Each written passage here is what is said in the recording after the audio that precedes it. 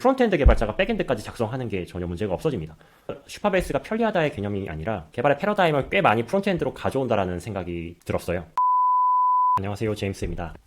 오늘은 슈퍼베이스에 대해서 얕고 넓게 다뤄보려고 합니다. 저희는 재작년 2022년 상반기부터 슈퍼베이스를 이용해왔는데요. 전 사실 딱 본 순간 이거다 라고 생각하고 그 이후에 저희가 개발하는 모든 서비스에 슈퍼베이스를 이용하고 있습니다. 핑거도 슈퍼베이스를 이용했고요. 슈퍼베이스의 거의 모든 서비스를 쓰고 있는 것 같아요. 슈퍼베이스는 기본적으로는 데이터베이스 엔진이지만 인증이랑 스토리지, 리얼타임 DB, 엣지 펑션 등의 API를 가지고 있습니다. 슈퍼베이스를 어떻게 이용하는지 설명하는 영상을 작성할까 하다가 도큐멘테이션이 너무 잘 되어 있기 때문에 도큐멘테이션 페이지를 간단하게 설명드리고 지나가도 되겠더라고요. 도큐멘테이션 페이지로 들어가시면 Next.js를 쓰시는 분은 이렇게 눌러봤을 때 설치하는 법, environment variable을 세팅하는 법, 데이터베이스에서 데이터를 가져오는 법, 워낙에 호출 방법이 쉽기 때문에 기본적으로 이런 형태라고 이해하시면 되고, 기능들이 굉장히 많다고 했잖아요. 각 기능별로 문서들도 굉장히 잘 되어 있어서 제가 짧게 한번 훑어보겠습니다. 슈퍼베이스로 로그인도 구현할 수 있다고 했잖아요. 그러니까 서버 사이드에서 인증 관련된 어떠한 것도 구현할 필요가 없는 거예요. 사용자 데이터베이스랑 인증 데이터베이스까지 다 관리를 슈퍼베이스 쪽에서 해주기 때문에 로그인 관련해서 신경 쓸 부분은 프론트엔드에서 로그인 관련한 함수를 작성해주면 되는 거, 그조차도 그냥 여기는 문서를 참고해가지고 코드를 복사해가지고 넣고 뭐 필요에 맞게, 이거는 폼에서 입력하는 값이니까 폼에서 입력받은 값으로 바꿔 넣으면 되겠죠. 이메일 로그인만 되는 게 아니라 뭐 이렇게 다양한 소셜 로그인이 됩니다. 최근에 카카오 로그인도 추가됐어요. 네이버가 없는 건 아쉬운데 어쨌든 소셜 로그인은 카카오가 더 많을 테니까 굉장히 편리해졌습니다. 핑거에도 예전에 카카오 로그인을 직접 구축을 했었다가 슈퍼베이스에서 제공해주는 로그인 코드로 변경했고요. 데이터베이스는 기본적으로 포스트그레스 SQL, 그러니까 많이 사용하는 관계형 데이터베이스죠. 사실 슈퍼베이스를 데이터베이스 서버로만 이용할 수도 있습니다. 다른 API 아무것도 사용하지 않고 그냥 AWS의 RDS 대신으로 슈퍼베이스를 세팅해서 데이터베이스 서버로 쓸 수도 있어요. 그렇게만 써도 저는 훨씬 편리하다고 생각하거든요. 그래서 저희 기존의 RDS를 사용하고 있던 고객사들의 서버도 일부는 슈퍼베이스 DB로 교체했습니다. RDS 같은 경우는 AWS 계정 생성부터 IAM, 그러니까 사용자 인증을 구분을 해야 되고, RDS 세팅한 다음에 RDS가 이제 VPC, 가상 네트워크 안에서만 동작할 건지, 뭐 특정 EC2 서버에만 붙일 건지 등등 설정할 것들이 더 많았었는데, 슈퍼베이스는 디폴트 설정으로, 게다가 프리티어가 있어서 무료로 데이터베이스 서버를 세팅할 수 있어요. 그리고 뭐 GitHub 기반의 로그인이기 때문에 그냥 GitHub 계정만 있으면 바로 생성할 수 있습니다. GitHub 계정이 털리지만 않으면 보안상 문제될 부분도 크게 없어 보이고요. 저희 내부 프로젝트 할 때나 고객사가 있는 외주 프로젝트를 할 때 다 슈퍼베이스를 사용을 하는데요. 슈퍼베이스의 데이터베이스를 저희는 이제 고객사 계정으로 생성해서 고객사의 명의로 만들어 두는 걸 원칙으로 하고 있는데, 고객사에게 GitHub 계정 생성하셔서 슈퍼베이스에 계정 생성하시고 저희를 개발자로 초대해 주세요 라고 이야기하면 끝나죠. 유료 티어로만 올리면 데이터베이스를 매일 백업을 해주고요. 뭐 이건 RDS에서도 되어 있는 기능이죠. 최근에는 데이터베이스 브랜칭 기능이랑 또 리드 레플리카 기능이 발표가 되면서 사용자가 엄청 많은 엔터프라이즈 서비스에도 이용하는데 전혀 문제가 없게끔 발전을 했고요. 처음에는 좀 소규모의 서비스를 타겟으로 했던 걸로 보이는데 대형 서비스에서도 충분히 이용할 수 있게 발전을 하면서, 스타트업 같은 경우는 소규모로 시작했다가 대규모로 발전하는 경우들이 많이 있죠. 그럴 때도 슈퍼베이스로 처음 진입을 한 다음에 스택을 바꿀 필요가 없는 거예요. 슈퍼베이스에 컴퓨팅을 올리고 그 다음에는 리드 리플리카로 리드 요청을 분산하고 그렇게 이용할 수 있겠죠. 슈퍼베이스에서도 뒷단은 AWS가 돌아가고 있어서 뭐 인프라가 AWS라는 거는 크게 걱정이 되지 않죠. 확장이 무한대로 가능할 테니까요. 슈퍼베이스가 뭐 조그만 회사냐? 우선 대표적인 엑셀러레이터인 Y 컴비네이터 출신이고요. 최근에까지 받은 투자를 합쳐보면은 한 1,500억 정도를 투자를 받았네요. 거의 유니콘에 가까운 기업이죠. 슈퍼베이스의 슬로건이 파이어베이스의 대체제다라고 이야기를 하고 있는데, 저도 이제 파이어베이스를 인증부터 데이터베이스까지 사용을 해보려고 했었어요. 푸시 메시지를 발송할 때 파이어베이스를 써야 되니까. 이제 이미지 에셋 같은 것도 다 파이어베이스에 올리게 구축을 했던 서비스들도 있고요. 근데 가장 걸렸던 거는 역시 데이터베이스였어요. NoSQL 기반인데 이제 파이어베이스의 데이터베이스는 일반적인 서비스에 쓰기가 쉽지는 않았습니다. 좀 작은 규모의 서비스에는 쓸 수가 있었을 텐데, 플랫폼이나 마켓플레이스를 구축을 할 때 데이터베이스 구조가 굉장히 복잡하고 이제 그 데이터에 대한 접근 권한도 좀 복잡하게 설계가 되어야 되는데, 파이어베이스는 그러기에는 쉽지 않은 구조로 되어 있었다고 판단했고요. 슈퍼베이스 발견하고 나서는 정말 프론트엔드를 빼놓고는 필요한 모든 게 다 슈퍼베이스 안에 모여 있는 거죠. 리얼타임 데이터베이스까지 있어요. 그러니까 채팅 백엔드도 구축을 할 수 있는 거죠. 실제로 저희는 핑거에 채팅을 구축을 하고 있고, 핑거에서 개발자가 코드를 수정하면 이 페이지에 초대된 고객사도 실시간으로 화면이 바뀌는 걸 볼 수 있는데요. 가령 뭐 제가 이 텍스트를 고쳤다.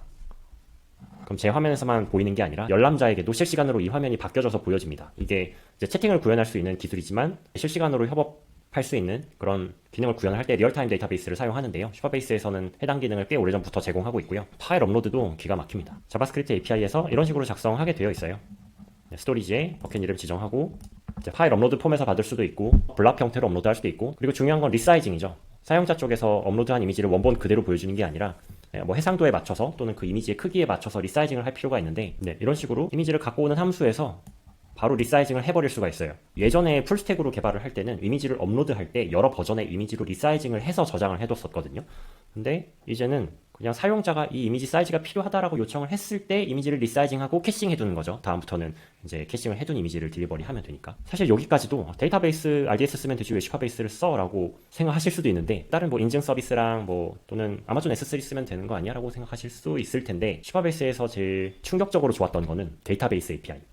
쿼리를 거의 작성할 필요가 없어요. 예전에는 아주 옛날에, 그러니까 진짜 호랑이가 코딩하던 시절에는 SQL문을 직접 썼죠. 그러다가 ORM 시대가 오면서 뭐 장고나 레일즈나 뭐 자바 하이버네이트나 ORM 시대가 오면서 쿼리를 거의 작성하지 않고 뭐 필요한 커스텀 쿼리만 작성하고 그냥 해당 언어나 해당 프레임워크에서 사용하는 객체 형태로 데이터베이스에 있는 데이터를 변환해서 가져오는 그런 형태로 많이 사용했잖아요. 슈퍼베이스 API 같은 경우는 이런 자바스크립트 API를 이용해서 클라이언트에서도 호출할 수 있고 백엔드에서도 호출할 수 있는데요. 이렇게 뭐 어떤 테이블에서 갖고 올 건지 뭐 인서트를 할 수도 있죠. 당연히 인서트, CRUD 다 할 수 있고요. 다음에 웨어절 조건문 걸 수 있고요. 직접 쿼리를 짜야 될 일이 있을 때는 슈퍼베이스 데이터베이스 서버 쪽에 RPC라고 사전에 정의된 쿼리 함수를 만들어 놓고 이제 그 쿼리를 클라이언트 쪽에서 호출하면 그 쿼리가 동작하는 거죠. 그렇게 커스텀을 얼마든지 할 수 있고요. 웬만하면 자바스크립트 API 안에서 대부분의 필요한 데이터 호출이랑 변형은 다 할 수 있다고 보시면 됩니다. 거의 RPC를 쓴 적이 별로 없어요. 이제 이 API가 왜 무섭냐면 저희가 예전에는 데이터베이스 접근을 해야 되는 부분은 전부 다 서버 사이드로 바꿨어야 됐기 때문에 거의 프론트엔드 코드 따로 있고 데이터베이스 접근 권한을 백엔드 쪽에서 갖고서 사용자 권한에 맞춰서 사용자 권한도 매번 체크했어야 되죠. 사용자 권한에 맞춰서 데이터베이스를 수정할 수 있는 권한이 있는지 아니면 조회할 수 있는 권한만 있는지 등을 가지고 백엔드 쪽 코드를 다 별도로 짰어야 됐죠. 그러니까 백엔드 코드가 꽤 많았었고 프론트와 백엔드가 각각이 중요한 비중으로 개발을 해왔었다고 생각하는데요. 이제 슈퍼베이스 같은 경우는 거의 프론트엔드에서 데이터베이스를 제어해도 되게끔 API를 제공해주고 있고 그럼 권한이 없는 사용자가 데이터를 조회하거나 수정하면 안 되는 거 아니냐라고 했을 때 그 문제를 백엔드 쪽에서 직접 매뉴얼하게 해결하는 게 아니라 데이터베이스 레벨에서 로우 레벨 시큐리티라는 개념을 적용해가지고요. 이게 아주 골 때립니다. 이게 포스트그레스에 원래 있던 개념이었는데 이거 사용하고 계시던 분 계신가요? 저는 슈퍼베이스를 쓰면서 이 개념을 처음 알았고 와 이런 게 있었는데 왜 아무도 안 알려줬지? 라는 생각을 했었는데요. 그러니까 예를 들어서 이 테이블에는 누구나 데이터를 작성은 할 수 있는데 작성한 본인만 수정할 수 있다. 열람은 또 누구나 할 수 있다. 뭐 이런 식으로 작성자인지 아닌지 여부 또는 이 사용자의 어떤 뭐 등급이라든지 그런 걸로 권한을 데이터베이스 레벨에서 지정을 해주고요. 이 권한에 해당하는 요청은 프론트엔드에서 호출을 하든 백엔드에서 호출하든 상관이 없는 거예요. 왜냐하면 데이터베이스 레벨에서 권한 제어가 되기 때문에 누가 어디서 호출해도 상관이 없는 거죠. 그러면 이 로우 레벨 시큐리티 데이터베이스 레벨에서 정의된 권한에 해당하는 호출은 백엔드 코드에서 아예 다룰 필요가 없고 전부 다 클라이언트에서 호출을 하면 되고요. 이제 이 권한보다 넘어서는 권한에 대한 호출이 필요할 때 보통 결제 같은 것들이죠. 결제는 사용자가 프론트엔드에서 그냥 바꿔버리면 안 되잖아요. 본인의 결제 내역이라 하더라도 내가 결제가 안 된 내역을 결제된 내역으로 바꿔버리면 안 되잖아요. 그런 경우에는 API가 필요합니다. API 쪽에서 이제 어드민의 권한을 가지고 데이터를 수정을 할 수 있어야 되니까 그럴 땐 RLS를 벗어나는 케이스에서는 백엔드 API가 필요해지는데 이런 케이스가 전체 데이터베이스 호출의 10% 미만이거든요. 그러니까 예전에 100%를 백엔드 API로 작성을 했었어야 된다면은 프론트엔드에서 데이터베이스 제어를 바로 하고 이 10% 미만의 일반적인 RLS의 권한을 넘어서는 호출만 백엔드 API로 갖다가 처리를 하는 방식으로 하면 코드가 절반 가까이 줄어들게 되고요. 그리고 프론트엔드 개발자가 백엔드까지 작성하는 게 전혀 문제가 없어집니다. 슈퍼베이스가 편리하다의 개념이 아니라 개발의 패러다임을 꽤 많이 프론트엔드로 가져온다라는 생각이 들었어요. 그리고 RLS라는 개념은 또 굉장히 데이터베이스에 집중된 개념이라서 데이터베이스를 이해해야 되는데 그래서 저는 백엔드 언어나 백엔드 프레임워크가 아니라 프론트엔드와 데이터베이스 두 가지를 깊이 이해하면 그냥 풀스택 개발자가 될 수 있는 시대가 왔다고 생각합니다. 그래서 핑거에서도 프론트엔드 개발만 있지 않아요. 사실 저희가 지금 내부적으로 쓰고 있는 기능 그리고 앞으로 SaaS로 오픈하기 위해 이런 데이터베이스 설계 기능을 갖고 있고요. 아까 로우 레벨 시큐리티 그러니까 레코드별로 사용자 권한을 지정할 수 있는 그런 권한 정책을 이렇게 편하게 셀렉트 박스로 선택할 수 있게 만들어놨고 자주 사용하는 데이터베이스 포맷은 내부적으로 이렇게 샘플 테이블로 등록해놔서 그냥 누르면 가져올 수 있게 만들어놓고 슈퍼베이스 서버로 곧바로 싱크를 할 수 있게 다 구축을 해놨어요. 이렇게 설계한 모델링을 데이터베이스 서버에 다 싱크해버리거나 DB 구조를 핑거로 다 가져오거나 이렇게 데이터베이스 구조를 핑거라는 툴 안에서 다루게 되면 이제 이 데이터베이스를 이용한 뭐 어드민 설계도 할 수 있게 되고요. 이제 누가 쓰고 있느냐? 사실은 개발 커뮤니티에서 보면은 아름아름 쓰고 있다라는 이야기들을 많이 접했는데요. 좀 대중적인 서비스에서 제가 발견했던 건 토스가 버킷리스트라는 프로모션 서비스를 오픈을 할 때 슈퍼베이스를 이용해서 이제 A-non-key를 이용했다는 걸 보니까 이제 슈퍼베이스를 그냥 DB 서버로만 썼다는 게 아니라 자바스크립트 API를 사용해서 서비스를 제공했다라고 보여지고요. 찾아보니까 뭐 이런 서비스였던 것 같아요. 이런 서비스를 슈퍼베이스 API를 이용해서 제작을 했다. 뭐 대표적인 케이스로는 저희 핑거가 스벨트킷의 슈퍼베이스 그리고 버셀과 테일윈드를 이용한 대표적인 프로젝트라고 생각해 주시면 될 것 같고요. 이제 프라이싱을 보시면 프로젝트 2개까지는 무료 티어에서 이용할 수 있는 것 같아요. 그러니까 무료로 그냥 써보시고 뭐 무료라고 해서 뭐 서비스가 제한되는 게 아니라 뭐 다 됩니다. 데이터베이스, 파일 업로드, 뭐 엣지 펑션 쓸 수 있고 리얼타임 DB 쓸 수 있고 다 쓸 수 있으니까요. 로그인도 다 되고 이용해 보시다가 와 이거 물건이네 싶을 때 유료 결제하시고 사용자가 늘어나서 이제 데이터베이스 CPU가 좀 높게 친다 했을 때 네, 이렇게 CPU 한 단계씩 올리시면 됩니다. CPU도 $10부터 시작을 하죠.